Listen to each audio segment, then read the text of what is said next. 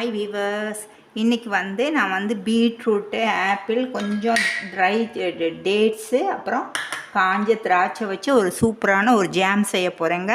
இது நீங்கள் செஞ்சு ஃப்ரிட்ஜில் வச்சுக்கிட்டிங்கன்னா சப்பாத்தி, ப்ரெட்டு எல்லாத்துக்கும் சாப்பிட்லாம். அது ஃபஸ்ட்டு நான் குக்கர் எடுத்துருக்கிறேன். இதில் ஒரு பீட்ரூட் எடுத்து நல்லா கழுவி கட் பண்ணி வச்சுருக்கிறேன். அப்புறம் பாதி ஆப்பிள்.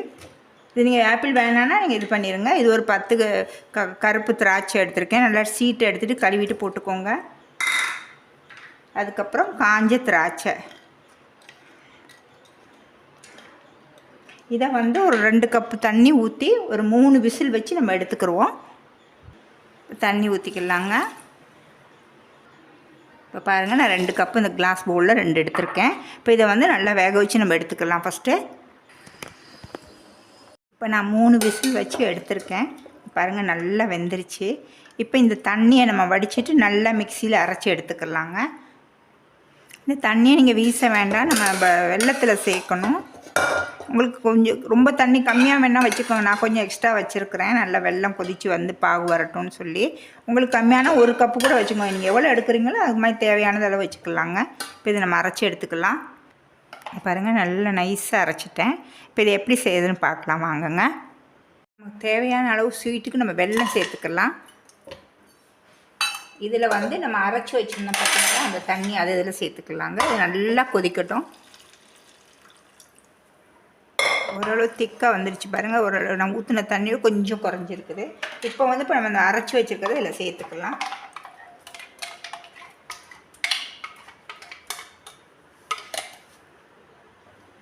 நல்லா கிண்டி விட்டுருலாங்க.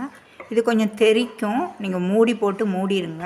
இல்லாட்டி அடுப்பெல்லாம் சைட்லலாம் அப்படியே ரெட் கலர் ஆகிரும். நல்லா இது திக்காகட்டும்.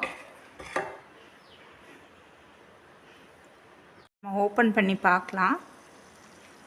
பாருங்கள் எவ்வளோ கலர்ஃபுல்லாக இருக்குன்னு.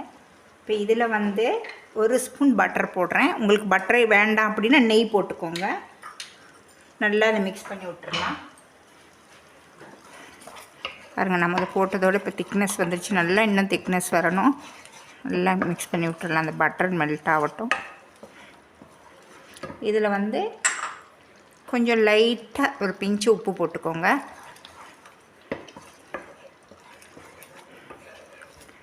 இப்போ திரும்பியும் நம்ம மூடிடலாம். ஓப்பன் பண்ணி பார்க்கலாம்.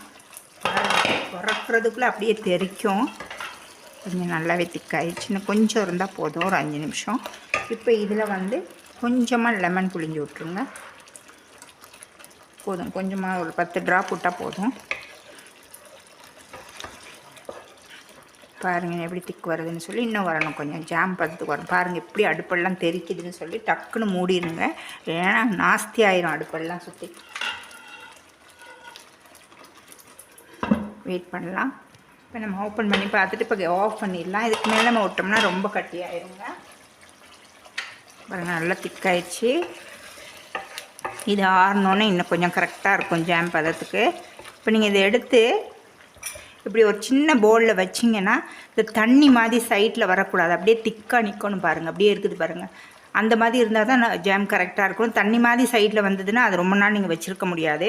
இப்போ இதை நம்ம ஆஃப் பண்ணிடலாங்க. பாருங்கள், ஜாம் சூப்பராக கட்டி ஆயிடுச்சு. இது நல்லா ஆறணுன்னு நீங்கள் ஒரு பாட்டிலில் போட்டு ஃப்ரிட்ஜ்லேயோ வெளியில வச்சுக்கிட்டிங்கன்னா ஒரு 2 மாதத்துக்கு கண்டிப்பாக நம்ம வச்சுருக்க முடியும். அதுக்கப்புறம் முடியாது. இது என்னன்னா, நீங்கள் பீட்ரூட் இல்லாமல் வெறும் பீட்ரூட் மட்டும் போயிட்டு செய்யலாம். ஆனால் டேஸ்ட் அவ்வளோ நல்லா இருக்காது. இதில் பைனாப்பிள், ஆரஞ்சு எல்லாம் சேர்த்துக்கிட்டிங்கன்னா இன்னும் டேஸ்ட்டாக இருக்குங்க. நீங்கள் இந்த மாதிரி செஞ்சு பாருங்கள். வீடியோட எண்டுக்கு வந்தாச்சுங்க. தேங்க்ஸ் ஃபார் வாட்சிங்.